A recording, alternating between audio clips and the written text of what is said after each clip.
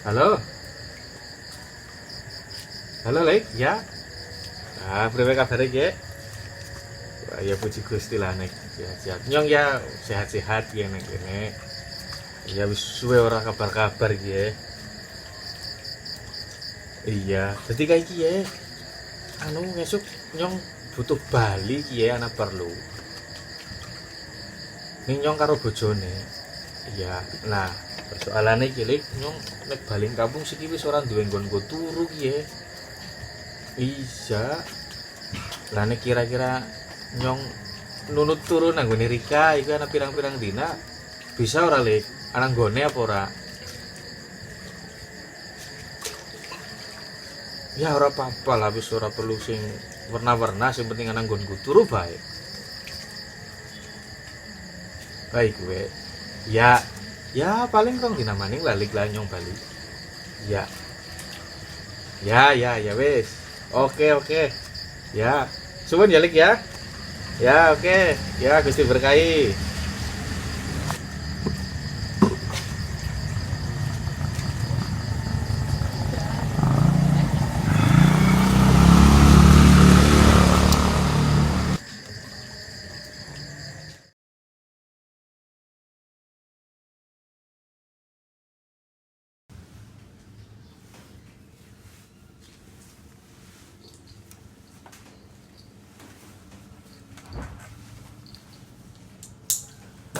Yusuf harus pergi dari kota tempat ia tinggal ke kota tempat Yusuf dan keluarganya berasal. Yusuf pergi bersama Maria, tunangannya yang sedang mengandung.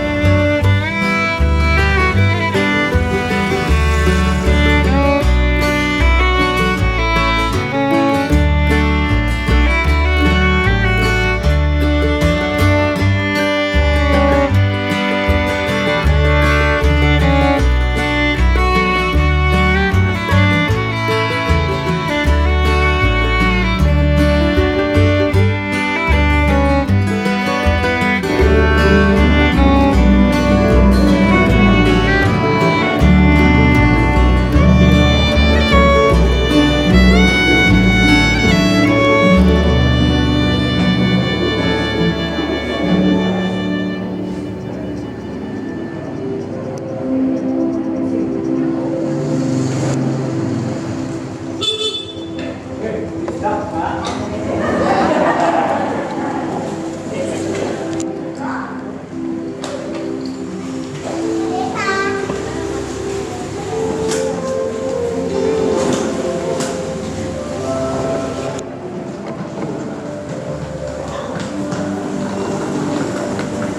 Lek.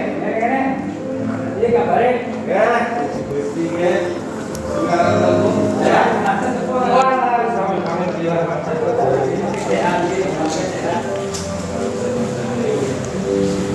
Ini baik ini. Baik ya. Aman. Sehat kok enggak? Ya, saya apa tiga. Masih bisa jelek ya? Kok enak-enak kalau main merek ya.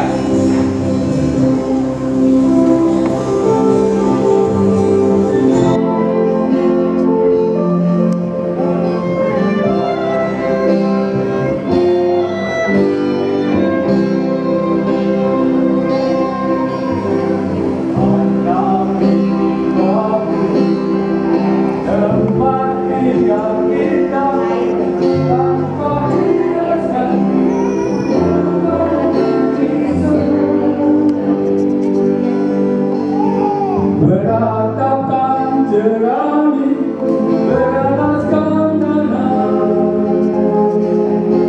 Namun semua itu punya kita.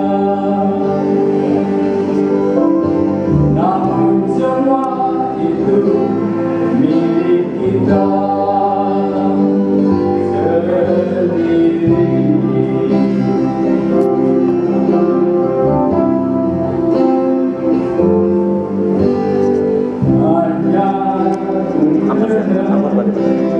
Pagar rumah kita tanpa nyeri, tanpa merapi.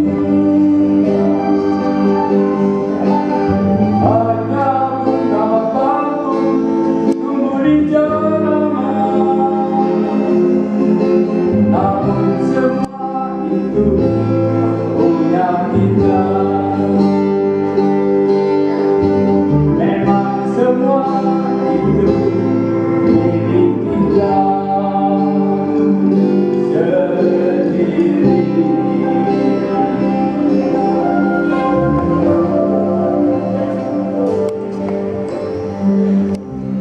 Yuk, ya.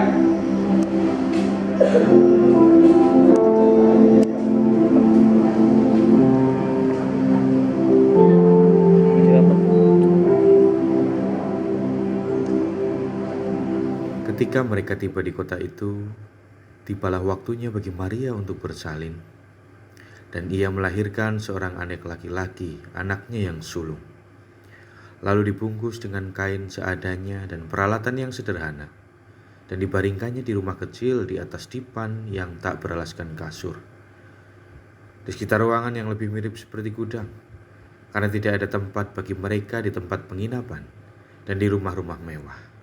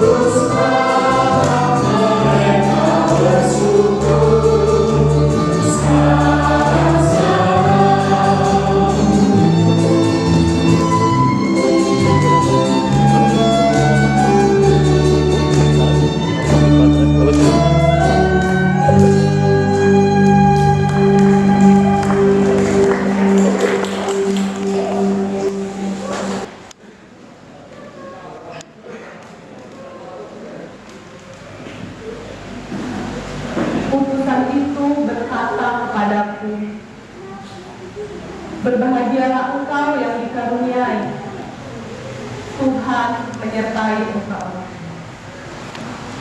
Namun, bagaimana kami ini merasa dikaruniai ketika mereka yang berpunya menolak kami? Bagaimana kami merasakan penyertaannya ketika mereka yang berkuasa bersekongkol menindas kami? Utusan itu berkata kepadaku bahwa ia akan menjadi besar dan disebut anak Allah yang maha tinggi. Namun, bagaimana ia menjadi besar ketika harga-harga melambung tinggi, sehingga susu pun tak terbeli kami lagi.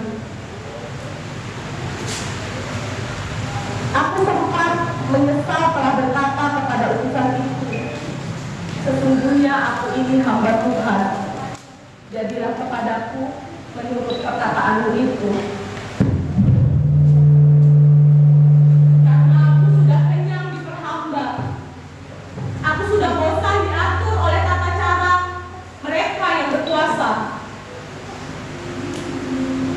Namun, penerimaan keluarga sederhana ini yang tulus dan membuka diri memberikan hidupnya untuk tempat kami bernaung, menyadarkanku bahwa karunia itu masih ada, mengingatkanku bahwa penyertaan Tuhan itu masih ada.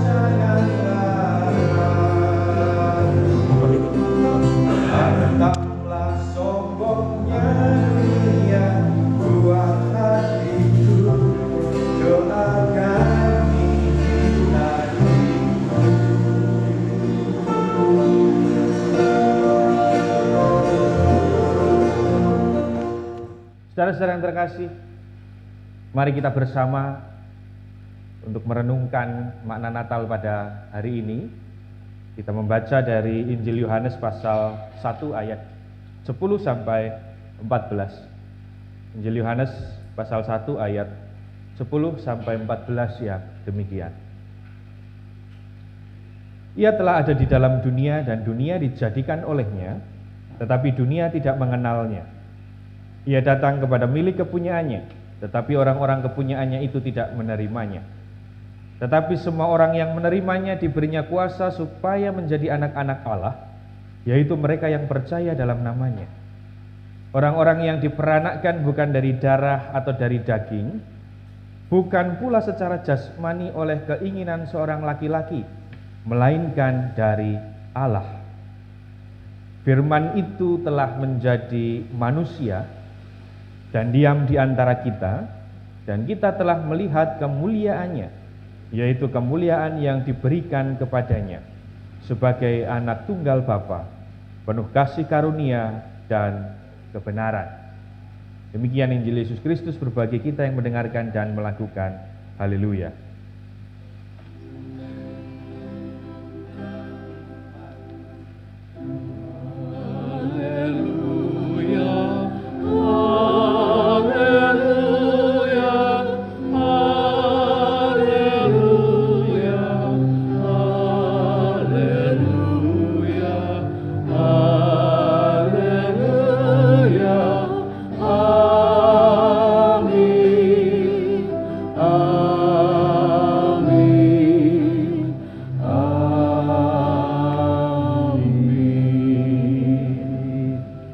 Salam Bapak Ibu. Wah, kurang semangat ya. Salam Bapak Ibu. Nah, ini baru. Walaupun dingin-dingin kita harus tetap semangat. Sudah pada sarapan? Belum. Waduh, panitianya mana? Ini ada nasi kotak ada nanti? Ada. Oke, aman Bapak Ibu? Gak apa-apa. Sekarang kita bersuka cita, adem-adem sidik, nanti habis Natalan kita makan bersama. Nah, Bapak Ibu Saudara, tema besar Sinode GKJ untuk Natal tahun ini adalah kemuliaan manusia Natal. Itu tema besar Sinode GKJ untuk perayaan Natal kita di tahun 2022. Dan khusus untuk tema permenungan kita pagi hari ini di GKJ Immanuel, saya mengambil tema Natal di rumah kita. Kenapa Natal di rumah kita temanya? Nah, ini judulnya di sini. Nanti nek ndak dibikin tema rumah kita, nanti saya didukani yang dekor. Cuma Pak sudah didekor-dekor nggak dibikin apa gitu. Natal di rumah kita. Kenapa kok Natal di rumah kita, bukan Natal di Bethlehem atau apapun? Nah, mari kita bersama nanti kita merenungkan, menghayati bersama makna Natal bagi kita di rumah kita, dan apa yang selayaknya kita lakukan ketika Natal ada di rumah kita. Bapak Ibu tahu kata Natal? Apal nggih? Apal. Ini tulisannya pun kula dawuhe wau kepejet tulisane belum metu. Natal itu artinya memang kelahiran atau lahir, atau bisa juga asal. Itu yang disebut dengan Natal. Makanya ketika banyak instansi, lembaga atau tempat pendidikan menggunakan kata disnatalis, memperingati hari lahirnya, memperingati asalnya. Dan begitu pula kita bersama hari ini, pagi ini kita menghayati dan merayakan kelahiran Kristus Sang Juru Selamat. Kita menghayati itu, merayakan itu. Tetapi tentunya kita bukan hanya sekedar merayakan Bapak Ibu, tapi ada hal yang bersama perlu kita maknai. Pagi ini kita memaknai bahwa Yesus lahir di tengah-tengah manusia, menyatu. Yesus yang adalah berasal dari Allah, kemudian lahir, menjelma menjadi manusia bersama-sama dengan ciptaannya. Makanya teks pagi ini berbicara tentang tersebut. Khususnya tadi yang kita baca di Yohanes pasal 1. Kalau kita mau baca dari ayat yang pertama sampai ayat yang ke-15, tadi kita baca ayat yang ke-10 dan ke-14. Ada dua teks ini yang kemudian menjadi pokok permenungan kita atau menjadi pusat permenungan kita, yaitu ayat 1 dan ayat 14. Ayat 1 dikatakan pada mulanya adalah firman dan firman itu bersama-sama dengan Allah dan firman itu adalah Allah. Ini yang menegaskan bahwa sang firman itu bukan terpisah dari hakikat Allah, tapi firman itu adalah Allah. Dan ayat ke-14 dikatakan firman itu telah menjadi manusia. Kalau dalam bahasa aslinya sebenarnya diterjemahkan firman itu telah menjadi daging. Tapi LAI kemudian menerjemahkan dengan firman itu telah menjadi manusia dan diam di antara kita. Dan kita telah melihat kemuliaannya sebagai anak tunggal Bapa penuh kasih karunia dan kebenaran. Nah Bapak Ibu, dari dua teks ini kita ingin diajak untuk melihat bersama bahwa sang firman itu sudah menjelma menjadi manusia. Teks ini ingin mengatakan bahwa logos itu atau firman itu tidak lagi abstrak Bapak Ibu. Bapak Ibu perso abstrak nggak? Abstrak itu nggak jelas. Gambarannya seperti apa tuh nggak jelas. Wah ruwet, wangel, susah dimengerti, dilihat juga nggak bisa. Hanya adanya di awang-awang. Abstrak ini secara umum sekali. Nah dari teks tersebut ingin mengatakan bahwa firman itu, logos itu tidak lagi abstrak, tidak lagi sulit untuk dimengerti, sulit untuk dilihat dan sulit untuk dipahami. Tidak, tetapi melalui ayat itu ingin mengatakan firman itu sekarang bisa dilihat, bisa dirasakan secara nyata. Teks itu ingin mengatakan demikian. Firman ini yang aslinya dari Allah, yang orang menganggap firman Allah itu wah wis mumeti, melampaui akal manusia, tidak terbatas, tidak kelihatan, itu ya. Bapak Ibu bisa menunjukkan firman Allah itu seperti apa? Selain menunjuk, ini Pak di Alkitab, oh itu jelas tulisan. Tapi Bapak Ibu secara jelas bisa menunjuk firman Allah itu seperti apa? Bisa enggak? Tak kasih hadiah kalau ada yang bisa menunjukkan. Bisa menunjukkan, ini loh Pak firman Allah. Lah ini nih, nah ini. Bisa enggak? Bisa enggak? Enggak bisa. Yang bisa secara jelas menunjukkan, ini loh firman Allah Pak. Nah, tetapi ketika sang firman itu menjadi daging, menjadi manusia, firman itu tidak lagi abstrak, tapi sudah bisa dilihat, bisa dirasakan secara nyata. Melalui siapa? Lah bayi yang lahir di palungan itu adalah sang firman. Yesus itu yang lahir di palungan sekian puluh ribu tahun ya. Ya sekian ribu tahun yang lalu itu ya sang firman itu. Kenapa makanya tadi saya matur firman itu tidak lagi abstrak, tidak lagi tidak jelas, tapi bisa dilihat, bisa dinyatakan. Kenapa? Melalui Yesuslah firman Allah itu menyata, mewujud. Jadi firman Allah itu bisa dilihat dari sosok Kristus yang kata Mbak Lia setelah lahir baru 30 tahun lagi nanti bisa dilihat. Yesus lahir cepat, belum kelihatan. Oh ini firman Allah enggak bisa. Tapi begitu 30 tahun kemudian, wah ini yang namanya firman Allah.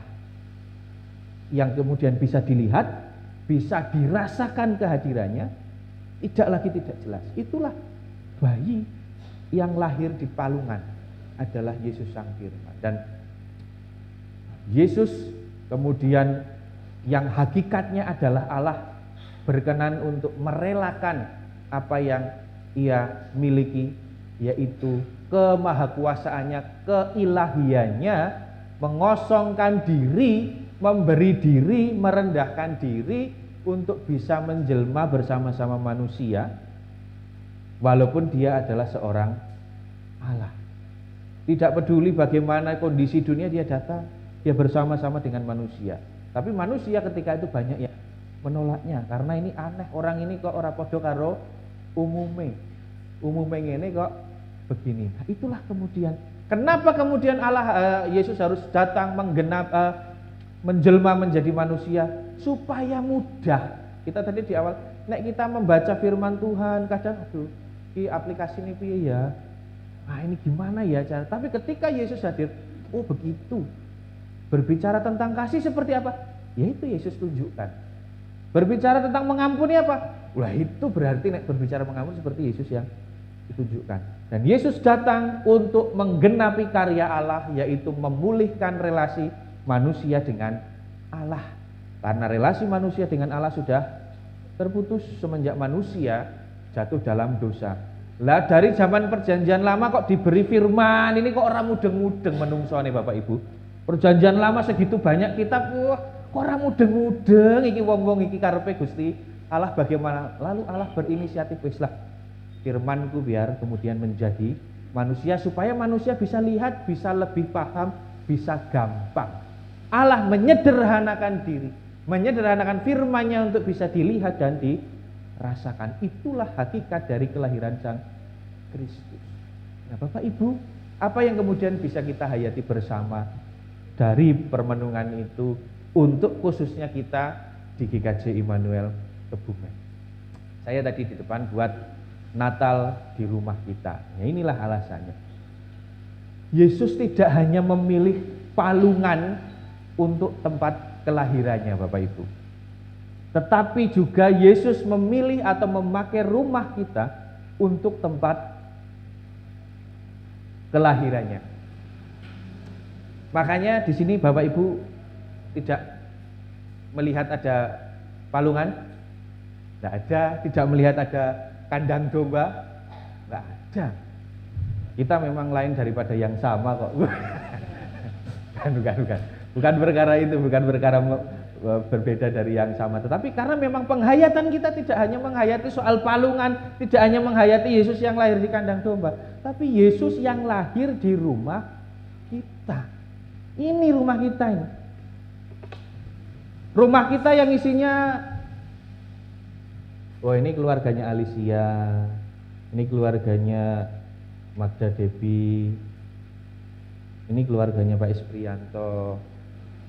Yesus lahir di rumah kita, di rumah saya, di rumah panjenengan, semua dengan segala isinya yang ada di situ. Allah lahir di situ. Catatannya kemudian kita membukakan pintu atau tidak. Tadi seorang Toto Suhartono, tadi seorang Toto Suhartono di depan sini berkenan membukakan pintu rumahnya, menyediakan rumahnya yang sangat sederhana ini untuk kelahiran sang bayi Natal. Itu pertanyaan reflektif bagi kita. Lalu apakah di rumah kita, di dalam hati kita menyediakan itu? Wes diketok-ketok ping saya kejaran gitu kasaran di wong Kebumen apa? Saya kejaran ya? Hah? Wah. Ping swidak rolas wis diketok-ketok ora dibuka-buka kan nak. Itulah tadi kenapa Bapak Toto harus membukakan pintu. Saya tidak ujuk-ujuk nyelonong masuk ke sana, lho rumahnya sapa? Ya walaupun Allah itu tidak terbatas oleh ruang dan waktu, tetapi penghayatannya adalah gambarannya seperti itu Bapak Ibu. Kita mau tidak kemudian mengosongkan diri, merelakan diri kita sebagian ego kita untuk karya Tuhan di tengah Natal ini. Natal itu, Natal di rumah kita adalah ruangan kecil di hati kita, di hati panjenengan semua. Tempat itu adalah di rumah kita. Dan seperti kelahirannya di dunia yang mengubah kehidupan, begitu pula kelahirannya di hati kita, di rumah kita, harusnya juga mengubah kehidupan, memperbarui kehidupan, dan memulihkan kehidupan kita sebagai sebuah keluarga. Makanya kenapa panitia meminta Bapak Ibu mengirimkan foto untuk dicetak bersama. Ini menyimbolkan bahwa panjenengan ada di dalam rumah ini. Ya kalau yang fotonya tidak ada bukan berarti jenengan tidak termasuk ya, karena jenengan tidak ngirim saja. Tapi artinya poin adalah di dalam rumah ini isinya adalah kita semua yang kemudian secara sukarela menerima Kristus yang lahir di dalamnya. Tidak mengenal keterbatasan kita, tidak mengenal kita kaya atau tidak, tidak mengenal kita tidurnya ngorok atau enggak, tidak. Rumah ini dan segala isinya Yesus datang tidak milih-milih. Itulah yang disebut dengan rumah. Dan di dalamnya ada berbagai macam keluarga dan berbagai macam pergumulannya. Dan rumah ini Bapak Ibu, GKJ Immanuel ini adalah rumah kita bersama. Di dalam GKJ Immanuel ada rumah-rumah kecil memang, tetapi GKJ Immanuel Kebumen ini adalah rumah kita bersama. Kita semua adalah keluarga.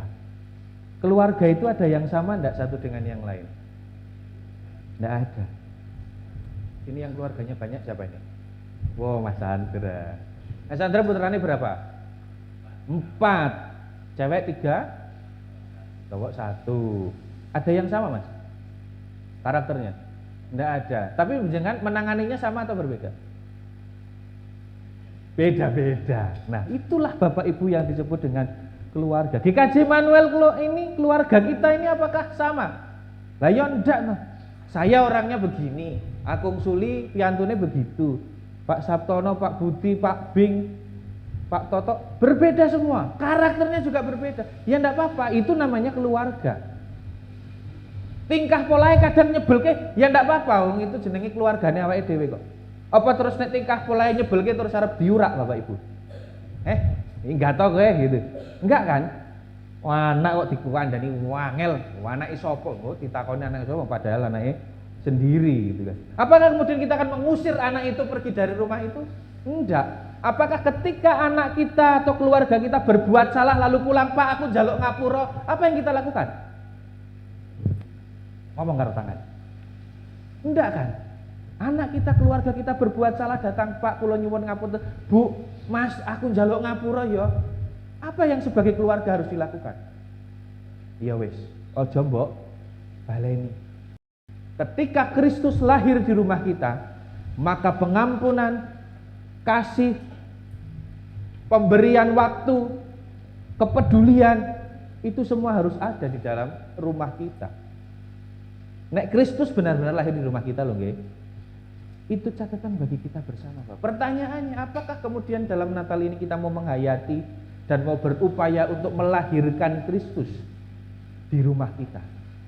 Sehingga dalam rumah kita penuh dengan kehangatan, penuh dengan rasa aman, penuh dengan pengampunan, penuh dengan kepedulian satu dengan yang lain.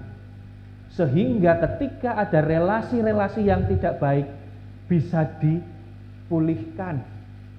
Mana tadi? Nah, Kristus lahir untuk memulihkan relasi yang terputus antara Allah dengan manusia. Ketika Kristus lahir di tengah keluarga kita, ketika ada relasi yang tidak baik, pulihkanlah. Ketika ada anggota keluarga yang berbuat salah, beritahu dan maafkanlah. Jangan kemudian disingkir-singkirkan. Kristus datang bukan merubah dunia. Jangan salah paham Bapak Ibu. Kristus datang tidak merubah dunia, tetapi merubah Ngesti Basuki, merubah Widi Setiawan, merubah Vino untuk menjadi orang yang lebih baik, sehingga dunia ini juga menjadi lebih baik. Dan harapannya Immanuel ke depan menjadi keluarga yang semakin kuat, semakin kokoh, saling menopang satu dengan yang lain, saling menolong satu dengan yang lain, saling ngemong satu dengan yang lain. Itulah rumah besar kita, GKJ Immanuel Kebumen. Tuhan memberkati. Amin. Satening sinak bagi kita.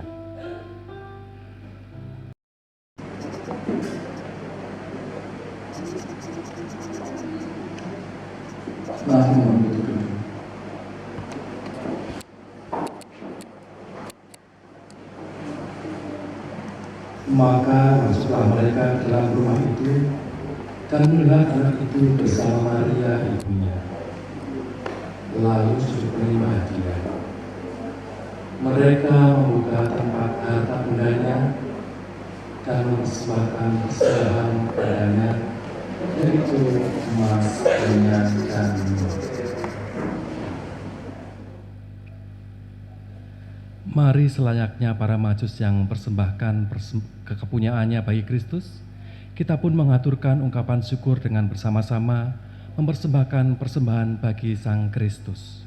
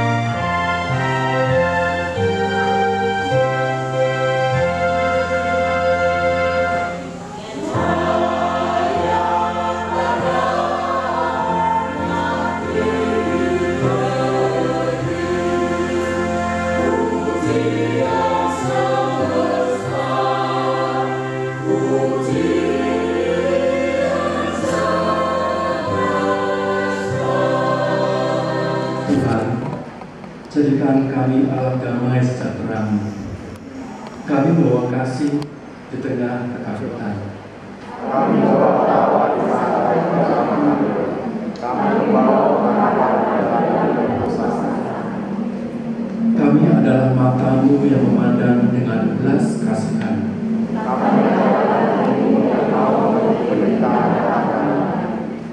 Kami adalah tangan-Mu yang merangkul orang yang berduka.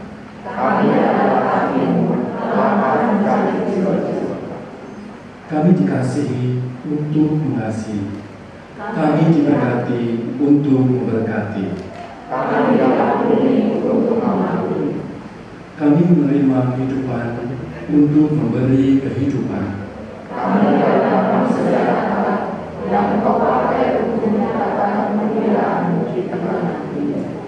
Terimalah berkat Tuhan.